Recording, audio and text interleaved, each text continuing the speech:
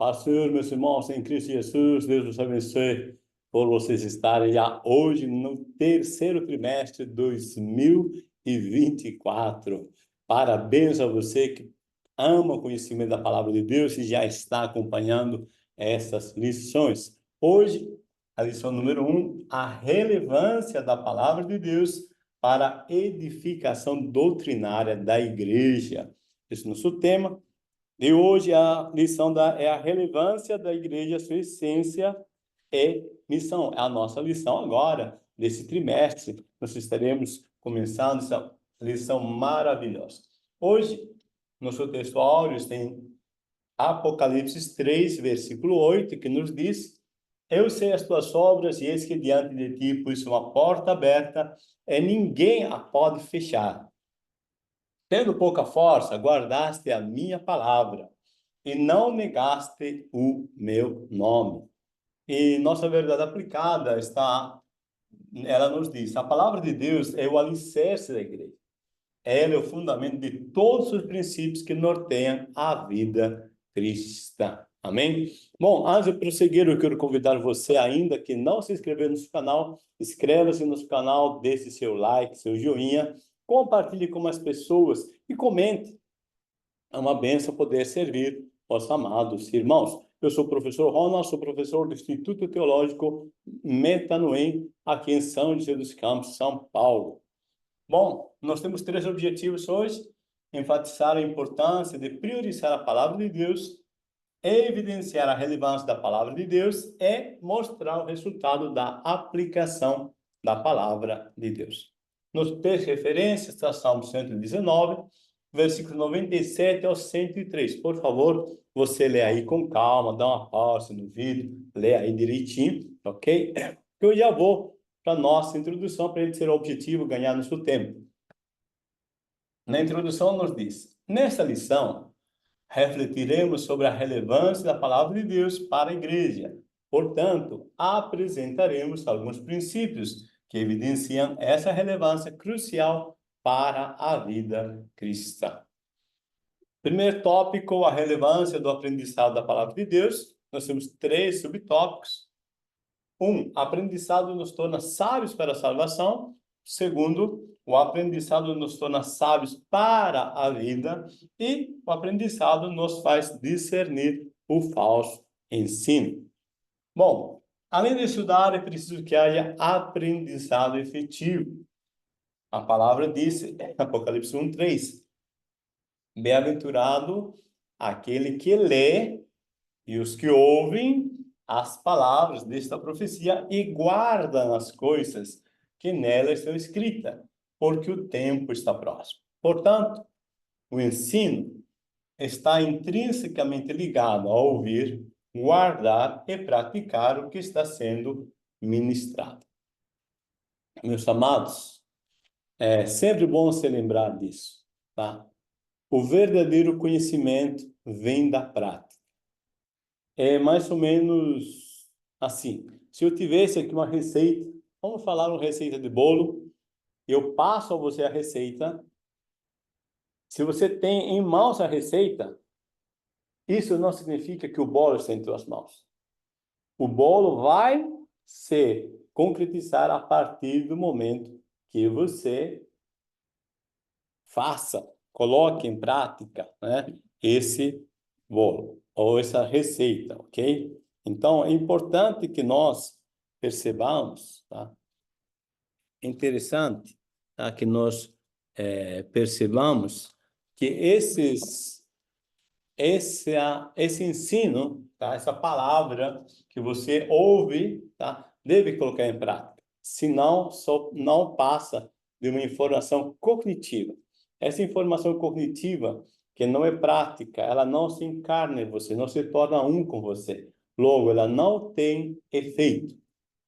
Bom, o aprendizado nos torna sábios para a salvação. O apóstolo Paulo afirmou para Timóteo que ele havia chegado a essa conclusão pelo conhecimento da palavra de Deus. E que desde a tua meninice sabes as sagradas letras que podem fazer-te sábio para a salvação pela fé que há em Cristo Jesus. Os mestres da lei, estudiosos diligentes das Escrituras, examinavam na certeza de encontrar a vida eterna, porém ignoravam o fato de que as mesmas testificam de Jesus, o único caminho para a salvação.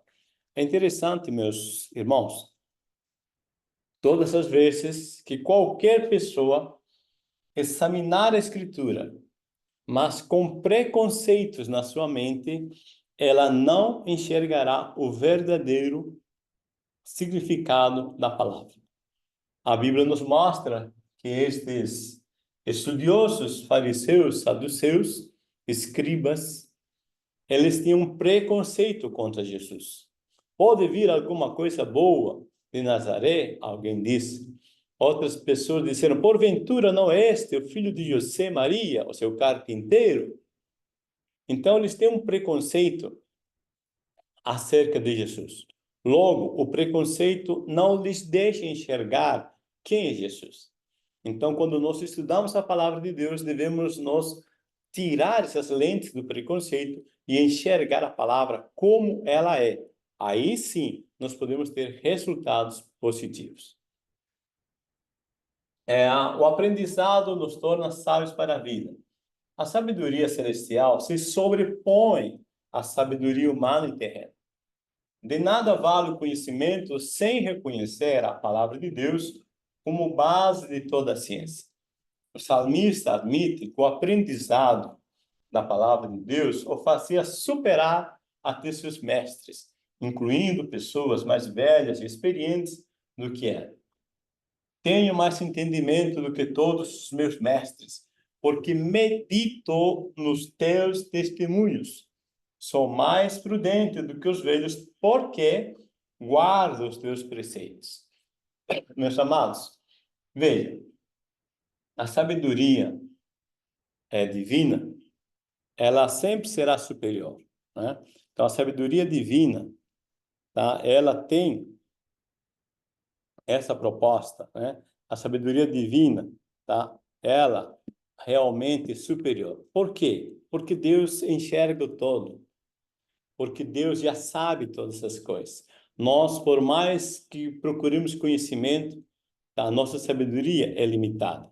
A nossa sabedoria, ela não tem o mesmo resultado, tá? Que nós podemos pensar, né? Acerca do mundo, da vida. Então, nós somos seres limitados. Então, por isso é importante a gente perceber o que Deus nos diz, tá? Quando diz o salmista, medito nos teus testemunhos, está dizendo, eu medito na tua palavra, naquilo que o Senhor diz. Meus irmãos, é muito importante quando a gente percebe que tudo que a Bíblia descreve, tudo que está escrito na palavra de Deus, é uma forma de Deus se mostrar para nós, se revelar para nós como ele age, reage, como ele pensa, como ele sente. Isso é importante nós percebermos, porque assim nós conhecemos esse Deus e nós temos mais sabedoria que todos, porque nós vamos perceber a mente de Deus. E os pensamentos de Deus são muito mais elevados que os dos homens. Bom, a principal qualidade que ensina a palavra é conhecê-la. Jesus, porém, respondendo, disse-lhes, errais não conhecendo as Escrituras nem o poder de Deus. Ainda de acordo com o texto de Oséias, o povo pereceu porque lhe faltou conhecimento de Deus. Existe ainda o fragoroso perigo de estar ensinando doutrinas heréticas, visto que há uma linha muito tênue entre o ensino genuíno da palavra de Deus e o ensino deturpado. Bom, perceba aqui que conhecer está em paralelo com o poder de Deus. Por quê? O conhecer ali é uma ação prática. O conhecimento por exercício, por prática, por ação. Mais uma vez, a sabedoria, o verdadeiro conhecimento, não vem de você simplesmente obter informações. A gente receber, acumular informações. A verdadeira sabedoria, o conhecimento, vem de experimentar, fazer acontecer, conhecer o poder de Deus, agir segundo essa palavra. Então, aí vem o verdadeiro conhecimento. E esse conhecimento, conforme Oséias, vem do fruto de um relacionamento com Deus, ok? E aí, né, nós temos uma visão clara, né, do que nós estamos ensinando e não se deixar levar por doutrinas heréticas. Qual a melhor forma de discernir o falso do verdadeiro? Simples, né? Conhece o verdadeiro com intimidade. Eu lembro de uma parábola, né, de uma ilustração que eu vi, achei interessante. Dizem que é real, mas eu não constatei, mas está tudo ok. A mensagem é válida. Quando diz que certa vez um homem que era um banqueiro, que ele tinha uma facilidade de reconhecer uma nota verdadeira, isso lá nos Estados Unidos. Ele sabia verificar qual nota, qual dólar era verdadeiro e qual era falso. Então, os jornalistas curiosos perguntaram a ele: olha, por que você, ou como é que você sabe tão rapidamente assim qual a nota verdadeira? Então ele respondeu: porque eu tenho intimidade com o verdadeiro. Então, meus amados irmãos, se nós tivermos intimidade com a verdadeira palavra de Deus, com aquilo que a Bíblia diz, facilmente reconheceremos aquilo que é adulterado, aquilo que é falsificado. A importância de priorizar a palavra. A importância da palavra no Antigo Testamento, no Novo, e a palavra nutre a vida espiritual. A prioridade da palavra de Deus perpassa por uma atitude firme da igreja, justamente quando as lideranças entendem que o estudo sistemático da palavra é fundamental em todas as funções eclesiásticas. Veja, a palavra de Deus, ela deve estar em ênfase, tá? Deve estar em prioridade, né? Para todos os ensinos da palavra na igreja, todo o ensino sistemático. Não dá para ensinar a palavra sem observar a palavra, sem priorizar a palavra. O 2.1 diz a importância da palavra no Antigo Testamento. O sacerdote e escriba Esdras, um exemplo muito importante para apresentarmos o ensino da palavra no Antigo Testamento. Porque Esdras tinha preparado seu coração para buscar a lei do Senhor e para cumprir e para ensinar em Israel os seus estatutos e os seus direitos. Essa atitude de Esdras produziu um dos maiores avivamentos na história de Israel. Isso é muito interessante, muito importante. Esdras, né, após a saída do cativeiro babilônico, ele teve que interpretar a palavra de Deus para quem nasceu, a geração que nasceu no cativeiro babilônico. 70 anos que Israel ficou, e nesses 70 anos nasceu uma geração que não tinha intimidade com a língua hebraica. Então, Esdras, o escriba, tá? Ele teve, né, que fazer esse papel, esse trabalho, tá?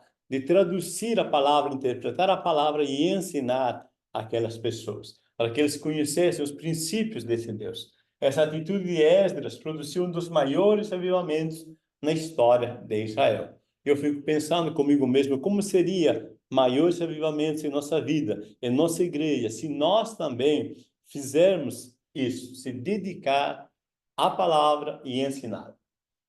Bom, os apóstolos deixaram um legado muito importante para a igreja dos nossos dias. Atos 6:4 diz: mas nós perseveraremos na oração e no ministério da palavra. A atitude apostólica de priorizar o binômio oração e palavra é infalível e deve ser deve ser imitada por todas as igrejas se quiserem ter uma vida espiritual e um crescimento saudável. A igreja apostólica crescia mediante o trabalho do ministério, pois perseverava em todas as atividades que realizava. Meus irmãos, veja, É interessante esse momento de Atos, porque diz a palavra que a viúva dos judeus que vieram da Alexandria, que são chamados judeus gregos, né? Eles migraram lá de Alexandria. Eles se queixam porque eles não estão tendo assistência no pensamento deles, né? Igual aos judeus lá de Israel. Então, nesse contexto, os apóstolos fazem uma reunião e dizem: esse negócio é muito importante. Cuidar das pessoas é de suma importância. Mas nós, aí vem esse contexto, mas nós perseveraremos na oração e no ministério da palavra. E vamos escolher pessoas para cuidarem deste importante negócio. Veja que Pedro disse: é importante esse assunto. Mas, por mais importante que seja, tá? Nós, apóstolos, temos uma missão de orar e ensinar a palavra. E isso que é importante, vamos delegar autoridade para que outros façam isso. Isso nos está mostrando claramente que cada um deve viver seu chamado. Seu chamado é pastoral. Se você é chamado para o ensino, dedique-se ao ensino. Isso fará a diferença. A igreja viveu uma diferença, porque eles tiveram um crescimento espiritual, porque os apóstolos não desviaram seu foco do seu chamado, que é a oração e a palavra. A palavra nutre a vida espiritual. O apóstolo Pedro escreveu: desejai afetuosamente como meninos novamente nascidos o leite racional, não falsificado, para que por ele vades crescendo. Assim como o leite materno não possui substituto à altura, de igual modo na vida cristã nada pode substituir a palavra de Deus. De acordo com esse texto bíblico, a palavra é o principal elemento no cardápio alimentar da vida espiritual. Ela deve ser prioritária em nossa vida. Veja, primeiro, Pedro disse desejar. Aí vem uma pergunta: o quanto você deseja conhecer a palavra de Deus? Quanta sede você tem? Se fôssemos fazer uma métrica de 1 ou de 0 a 10, quanto você deseja profundamente, intensamente ler a palavra, conhecer a palavra, estudar a palavra de Deus? E aqui diz: desejai afetuosamente como meninos novamente nascidos. Você é uma criança, ela não se deixa facilmente enganar. Ela quer o leite materno. Ela deseja, ele chora, esperneia. É a forma de se expressar. Mas ele deseja mamar. Ele deseja o leite materno. Então, nós também, disse, como crianças, devemos desejar ardentemente, afetuosamente, ler a palavra de Deus. 3, o resultado da aplicação da palavra. Fortalece a vida cristã, produz santificação e agrada a Deus. A aplicação da palavra de Deus se constitui no elemento fundamental para o cristão sobre todos os aspectos. Ela tem o poder de transformar a vida do ser humano. Fortalece a vida cristã. A maturidade cristã será alcançada através de uma vida alicerçada na palavra de Deus. Só assim o cristão poderá vencer todos os embates da vida com equilíbrio e resiliência. Mateus 7, 24 e 25, Jesus disse: todo aquele, pois, que escuta estas minhas palavras e as pratica. Perceba que a diferença está aqui na prática. Assemelhá-lo-ei ou compará-lo-ei ao homem prudente que edificou a sua casa sobre a rocha. E desceu a chuva, correram rios, assopraram ventos e combateram aquela casa e não caiu. Por quê? Ou seja, a razão por que estava edificada sobre a rocha. Meus irmãos, isto aqui que Jesus está colocando em Mateus 7, se você ver no contexto, é o final do Sermão do Monte. Jesus termina seu Sermão do Monte Aquele sermão que muita gente ficou lá, vidrado, ouvindo, admirado com aquilo que Jesus falava, mas Jesus coloca esse ponto aqui. Em outras palavras, Jesus está dizendo, não adianta o quanto vocês admiram a minha palavra. Não adianta o quanto vocês gostaram se vocês não colocar em prática. A diferença das pessoas que têm sucesso na vida é que elas colocam em prática aquilo que conhecem, aquilo que sabem, aquilo que absorvem. Então, se você quer ter sucesso, não basta ouvir essa lição, mas sim praticá-la. Você desejar ouvir mais a palavra, ler a palavra, procurar conhecimento, porque é isso que faz que as pessoas fiquem firmes diante das adversidades da vida. Produz santificação. A vontade de Deus para o seu povo é a santificação. E um dos elementos importantes para a santificação é a palavra de Deus, conforme ressaltou Jesus na oração sacerdotal. Ao relevar o poder santificador da mesma, Jesus disse, santifica-os na verdade. A tua palavra é a verdade. De acordo com o apóstolo Tiago, para que haja uma mudança de vida efetiva, a palavra precisa ser enxertada em nossas vidas. Então, quando Jesus disse que a palavra é a verdade, santifica-os na verdade, em alguma lição eu disse, eu comentei, né? É mais ou menos assim, tá? A palavra é como um espelho. Você se arruma, toma um banho, penteia o cabelo, mas aí dá uma olhadinha no espelho.